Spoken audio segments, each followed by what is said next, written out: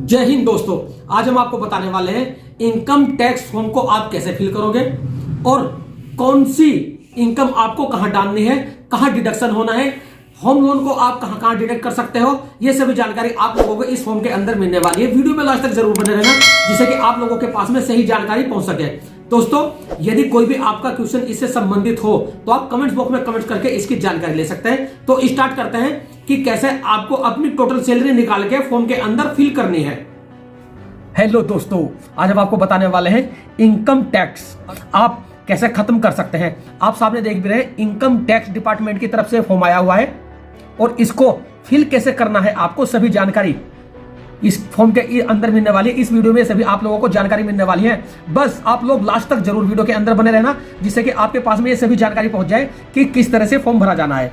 सबसे पहले हम आपको जानकारी देते हैं, ये आपके पास में आ जाती है डिपार्टमेंट की तरफ से salary slip, annual salary slip. इसके अंदर एक साल का पूरा ब्यौरा रहता है कि आपको कितनी सैलरी मिली है और आपका डिडक्शन कितना हुआ, कितना बोनस मिला हुआ है। इस फॉर्म को आसानी से भरने के लिए सबसे पहले आपको इसके अंदर यह जानकारी दे देनी चाहिए कि आपकी टोटल सैलरी कितनी है। जैसे यहां दिखा दिया मैंने, टोटल 9,93,633 प्लस फरवरी माह की इसके अंदर सैलरी जोड़ दी है 91,801 और बोनस जोड़ दिया है। ये टोटल आपकी सैलरी बन गई यहां पे 10,92,342 रुपए। आई होप ये जानकारी आपको सही पहुंच रही होगी। यदि किसी का भी कोई क्वेश्चन आप कमेंट्स बॉक्स में कमेंट्स करके इसकी कंप्लीट जानकारी ले सकते हैं। और इस वीडियो को बनाने के लिए हमने पूरे इंटरनेट को कंघाला है, तब जाकर के ये जानकारी आप लोगों के पास में पहुंच रही है। आई होप आपको टोटल का पता चल गया। जैसे टोटल जनवरी तक की सैलरी आपकी डिपार्टमेंट से निकली हुई है, जनवरी तक की सैलरी यहां जोड़ देते हैं हम, यानी कि मार्च से जनवरी। उसके बाद में फरवरी में आपकी कितनी सैलरी आने वाली है, तो जनवरी माह की टोटल सैलरी उठा लेते हैं। ये मैंने लिख दिया यहाँ पे, जनवरी की है, ये फरवरी में भी यही आने वाली है और इसके साथ में जोड़ देते हैं बोनस। तो इस तरह से तीनों को मिला करके बन जाती है टोटल एक साल की सैलरी जो आपको फरवरी तक मिलने वाली है। जैसे यहाँ पे दिखा दिया गया है 10,92,342 रुपए आपको टोटल सैलरी मिल रही है।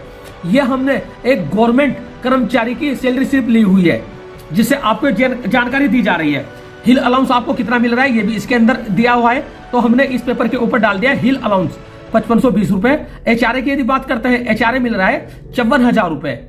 और यदि एनपीएस की बात करते हैं, एनपीएस 10% जो कर्मचारी का कटता है, सरकारी कर्मचारी का कटता है, ये एक साल के अंदर कट गया है 89,995, यानी कि 89,995 रुपए अभी तक कट चुका है। और यदि सरकार की तरफ से कंट्रीब्यूशन की बात करते हैं, जो सरकार कंट्रीब्यूट करती है 14% करती है एनपीएस। आप यहां देख भी रहे हैं, एनपीएस लिख भी देता हूं मैं, एनपीएस 14% 1,25,994 रुपए जो अभी तक आपका फरवरी तक डिडक्ट होना है। आई होप जानकारी सही पहुंच रही होगी आप लोगों के पास में। यदि कोई भी क्वेरी हो, आप कमेंट्स बॉक्स में कमेंट्स करके इसकी जानकारी जरूर ले लेना, नहीं तो मुझे भी शंका रहेगी शायद आप लोग के पास में जानकारी सही नहीं पहुंच रही है। हिल अलाउंस मैंने बताया था 5520 रुपए, एचआरए 54,000 रुपए।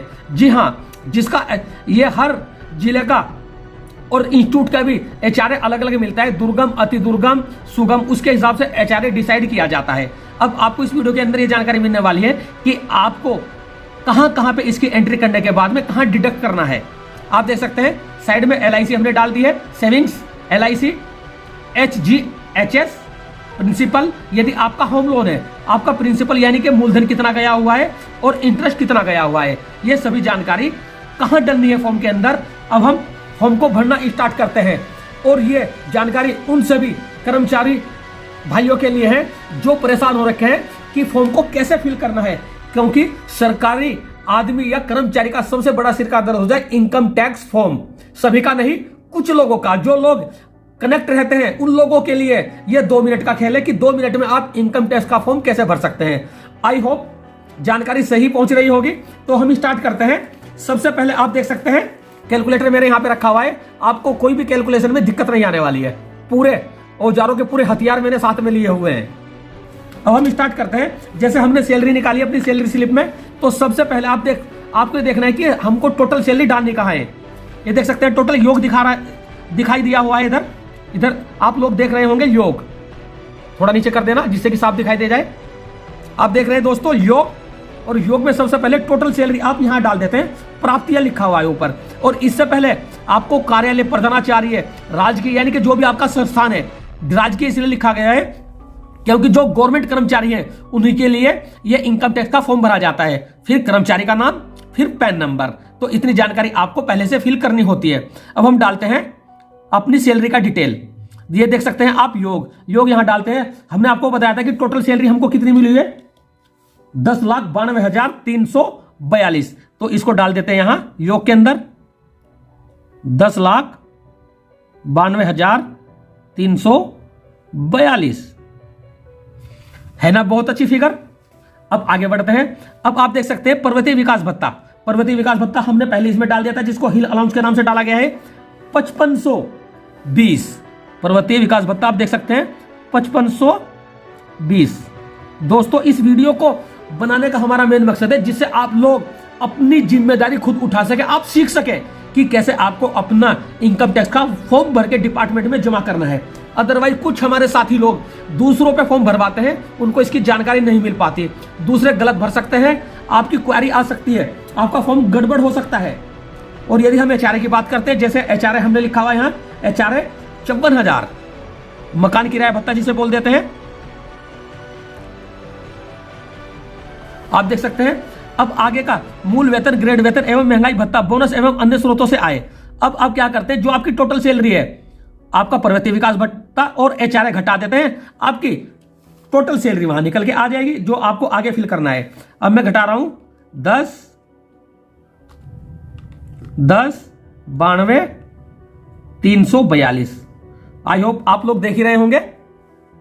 बहुत अच्छा, बहुत सुंदर। और इसमें घटा देते हैं 5520 माइनस 54,000। आप देख सकते हैं 54,000 हो गया है और टोटल सैलरी आ जाती है 10,32,822। 10,32,822 और इसको डाल देते हैं यहां 10,32,822। आई होप यहां तक आपके पास में सही जानकारी पहुंच गई होगी। अब देख सकते हैं दोस्तों, स्टैंडर्ड डिडक्शन सरकार की तरफ से 50,000 का स्टैंडर्ड डिडक्शन आया हुआ है। अब स्टैंडर्ड डिडक्शन आप देख सकते हैं कहां डालना है, ये कटौतियां हैं।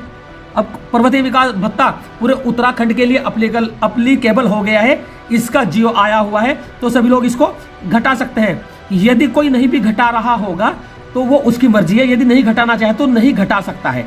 और आप देख सकते हैं मैक्सिमम 300 रुपए प्रति माह, तो 12 महीने के कितने हो सकते हैं दोस्तों, 12×3=36, यानी कि आप 3600 रुपए यहां लिख करके इसको घटा सकते हैं।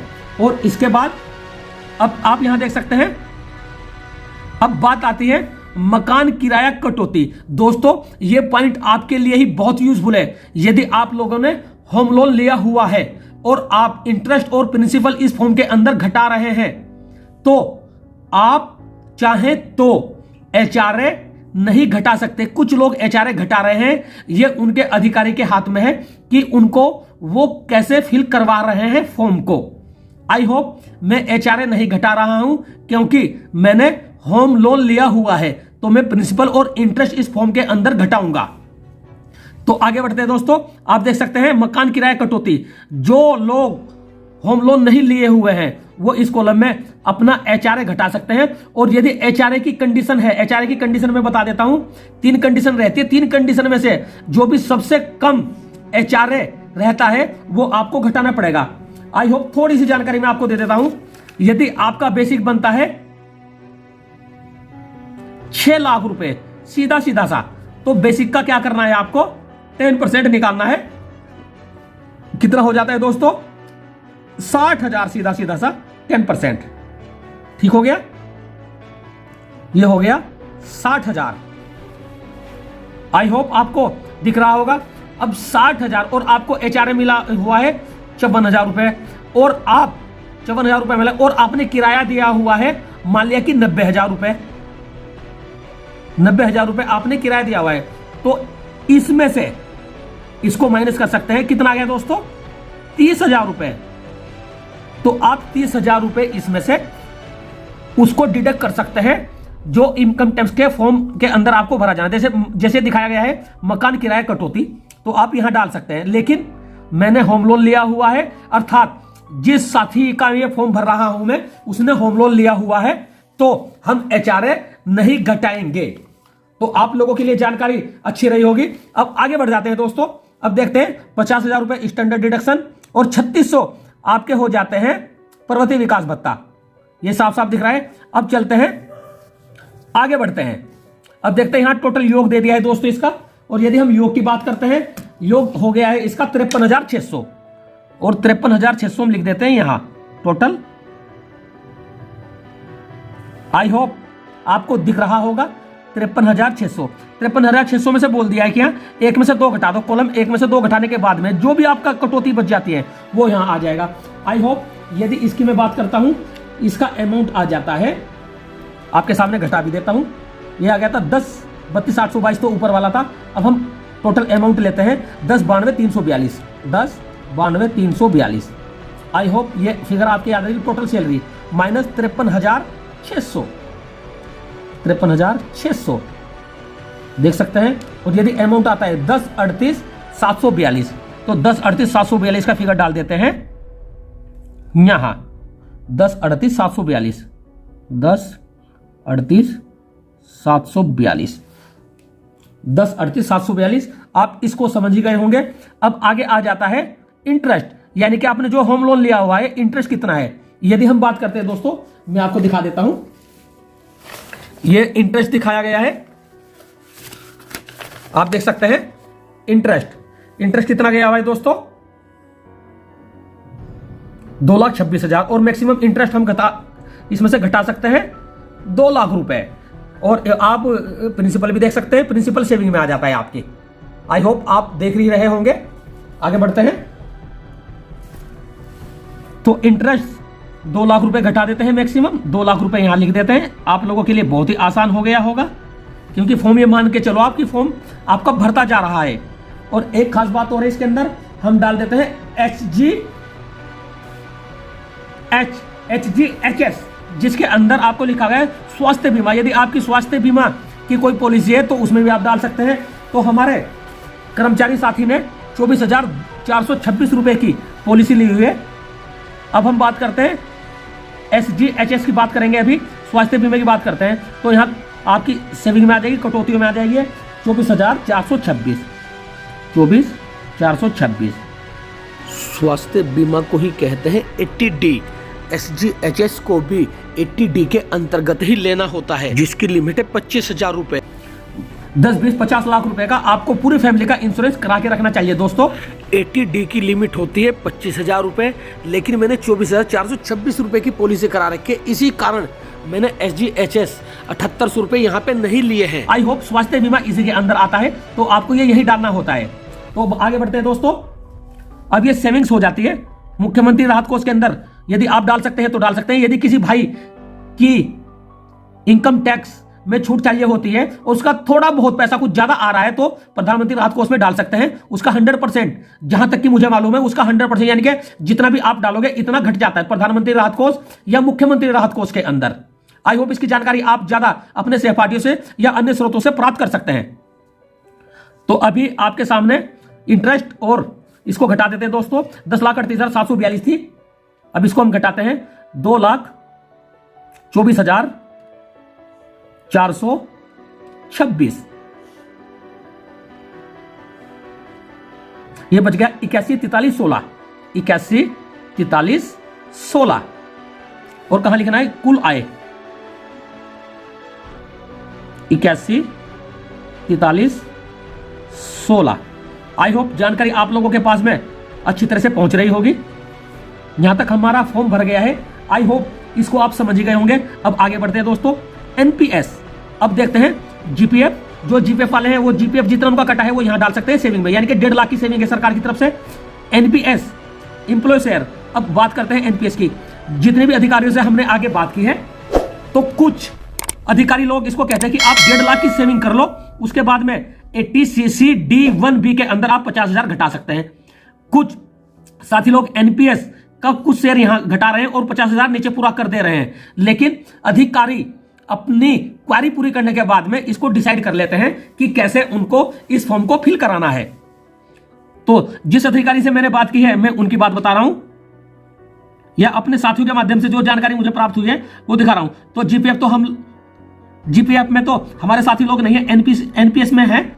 यदि एनपीएस टियर 1 के अंदर 1.5 लाख रुपए आपका 10% कट के हो जाता है, आप इसको एनपीएस में यहां डालेंगे, 1.5 लाख से ज्यादा एनपीएस का अमाउंट चला जाता है 80cc D1B के अंदर। यदि एनपीएस का अमाउंट 1.5 लाख से कम है तब जाकर के टोटल सेविंग आपको 1.5 लाख करनी है।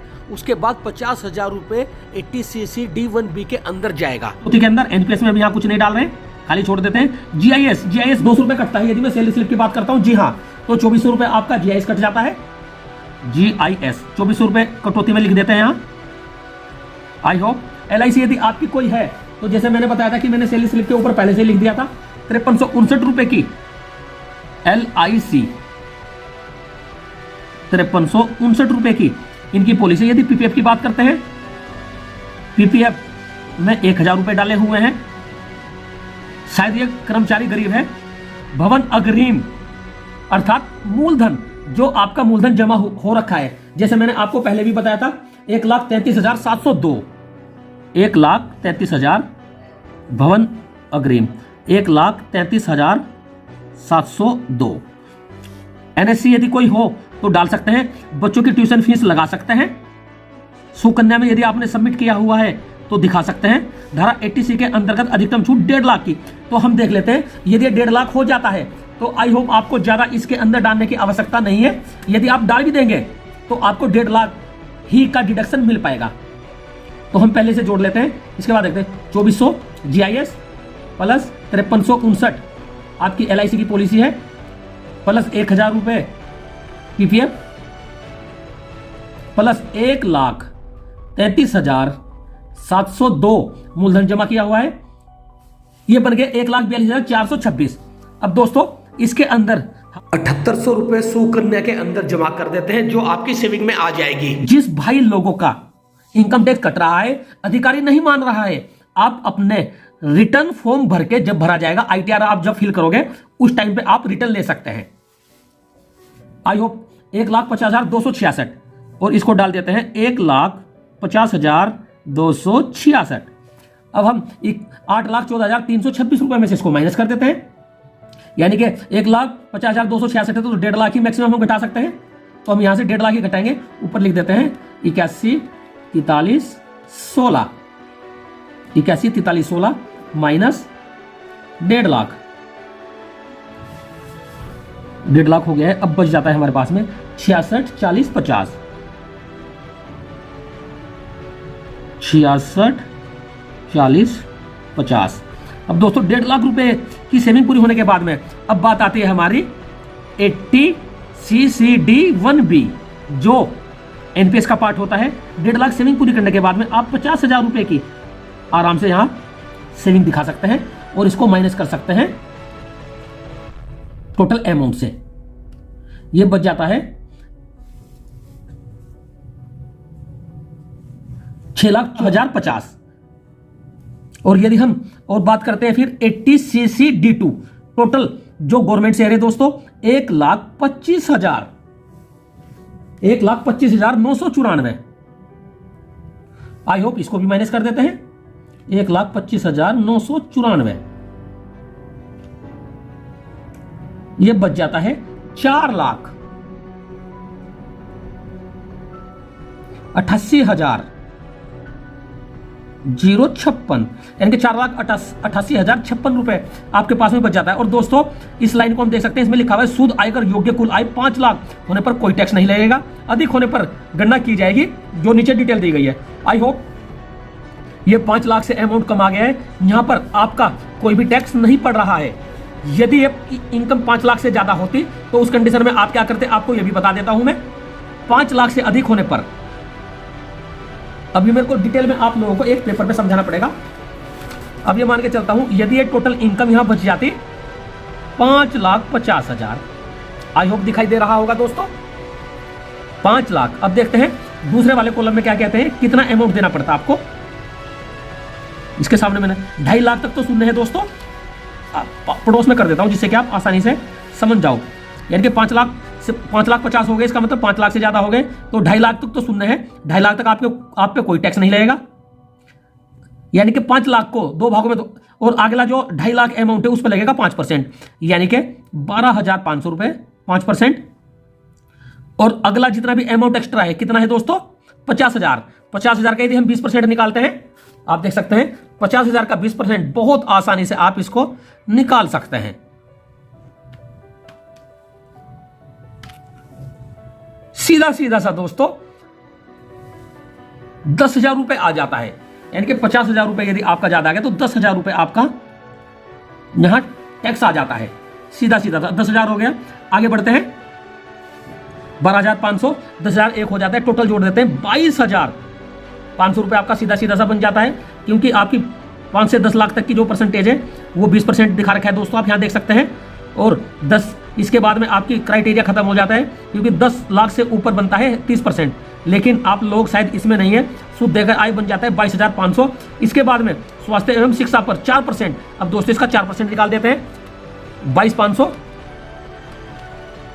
का 4% यह बन जाता है 900 रुपए दोस्तों का 4% यदि हम निकालते हैं। निकालने के लिए आपको बहुत आसान तरीका बता देता हूं।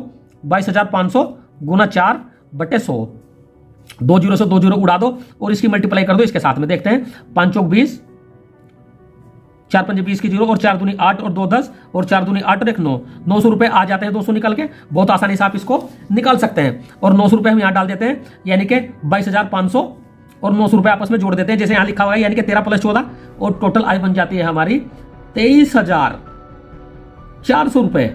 मात्र 23,400 रुपए का आपको इनकम टैक्स देना है। अगले वाला जो इसमें लाइन दे रखी है, गत 11 वर्षों में आयकर की कटौती, अग्रिम कटौती, अर्थात यदि आपने इससे पहले इनकम टैक्स दिया हुआ है, जमा किया हुआ है 11 महीनों में कुछ भी, तो आप उसको यहां से डिडक्ट कर सकते हैं। मान लिया आपने 10,000 टैक्स दिया हुआ है, या जनरली 11,000 दे देते हैं, 1,000 रुपये महीना आपने कटवाया हुआ है, तो आप 11,000 इसमें से माइनस कर देते हैं और ये बच जाता है 12,400 रुपये। सिर्फ फरवरी 2023 के वेतन से आयकर की कटौती तो कितनी होनी है 12,400 रुपये। तो इस तरह से आपकी कटौती होनी है। और जिन लोगों का वापस होने वाला है, अभी थोड़ा सा वापस मैं बता देता हूं कहां भरना है आपको। आप देख सकते हैं 5 लाख से कम आ गई है इनकम, क्या होने वाला है आप लोग समझ गए होंगे। कुछ नहीं आएगा, कुछ नहीं आएगा, ये सब 0 हो गया है, सब नील रहेगा, कुछ नहीं आने वाला है, इसमें कुछ नहीं आएगा। अब देखते हैं गत 11 माह में आयकर की कटौती। आई होप यदि हम सैलरी स्लिप फिर उठाते हैं और सैलरी स्लिप की बात करते हैं, आप देख सकते हैं यहां से कटौती शायद कुछ की हुई है इन भाई साहब ने। इनकम टैक्स 100 रुपए 100 रुपए 100 रुपए, अर्थात 11 महीनों के अंदर 1100 रुपए की कटौती साहब ने करवा रखी है। तो 1100 रुपए लिख देते हैं यहां। अग्रिम कटौती कितनी हो रखी है 1100 रुपए मात्र।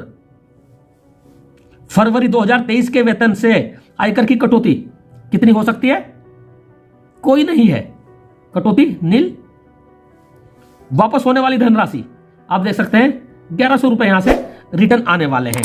आई होप फॉर्म आप बहुत ही अच्छा समझ गए होंगे किस तरह से फॉर्म भरा जाता है। यदि किसी भाई की कोई भी क्वेरी हो, कमेंट्स बॉक्स में कमेंट्स करके इसकी जानकारी मेरे से प्राप्त कर सकते हैं। मैं आपका साथी डीके बनर्जी आप लोगों के साथ में हमेशा आपके साथ कंधे से कंधा मिला के चलता हूं। और जो भी क्वेरी है आप लोग कमेंट्स करके जानकारी प्राप्त कर सकते हैं, या यदि आप लोगों के पास में मेरा मोबाइल नंबर है तो आप उसकी जानकारी भी ले सकते हैं। थैंक यू दोस्तों, विश यू वेल्थ। जाते जाते डेट और साइन करना मत भूलना। आप देखें हस्ताक्षर कर्मचारी, यहाँ पे हस्ताक्षर जांचकर्ता के हो जाएंगे और यहाँ आपके प्रधानाचार्य जी जो भी आपके संस्थान के हैं उनके साइन हो जाएंगे। जानकारी आपको बहुत ही शानदार लगी होगी।